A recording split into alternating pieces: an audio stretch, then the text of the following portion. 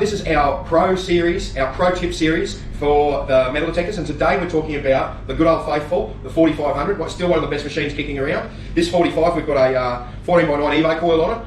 It's actually my backup machine for that I use. It's a spare machine and I lend it to people. So what we're going to do is we're going to get some real detail and a deep dive into how to set this machine up, what to do with it when you're in challenging situations. I've got Corey here. Corey's our expert today. Now Corey, just for a beginner, yeah, how are you going to set this thing up? You've got a machine, how do you set it up? Yeah, so what we generally recommend when you first get a GPX detector is you want to keep everything nice and simple.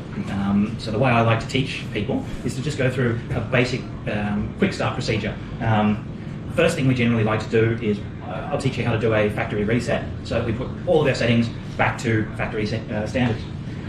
Then I like to get everyone to set the switches to some slightly different positions to what I recommend. We generally like to have it in G for general, E for enhance, F for fixed, and M for mono. Or you can remember the rhyme, gold everywhere for me. I like that, Corey. Gold everywhere for me. Here we go. So that gives you, I feel, the best general purpose setup on your front end. So Corey, let's just jump on as we jump on the back, can you show me how to do a factory reset? Yeah. Treat me as if I'm no good at anything. Okay. So if you come around the back here now. So to do a factory reset on your GPX detectors, instead of just flicking the on and off switch here, we want to depress it and hold it. And if you watch the screen, it will come up here with a reset defaults. We then want to use the select to go down to all settings, and then the settings knob will then reset everything to factory defaults. And as you can hear, being indoors, we're getting a lot of electronic interference.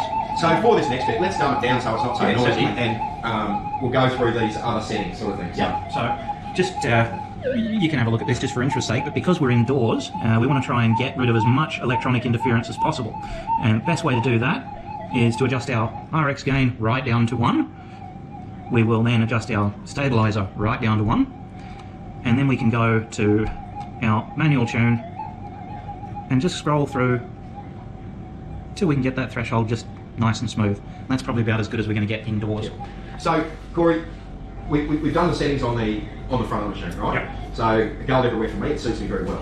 So then how, obviously we won't be able to do it in here because your machines will kick off with all the electricity and what have you. Yep. So how would you set up the back of the machine? What's your basic settings for the back of the machine? Well, basically, apart from getting the switches right on the front, the next step after that is to get your threshold set properly. It's very important we don't have that too loud or too quiet. Yeah, so the threshold's on the front. Yep. So let's go back around there and let's have a look at that.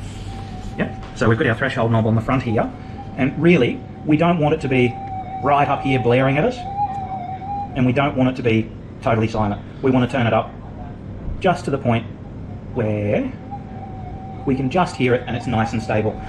If it's too loud or too quiet, it's actually going to disguise the sound of very small and very deep targets. So setting your threshold is 100% important. Okay. So then what's your next step? Yep, so after you get your threshold set properly, you want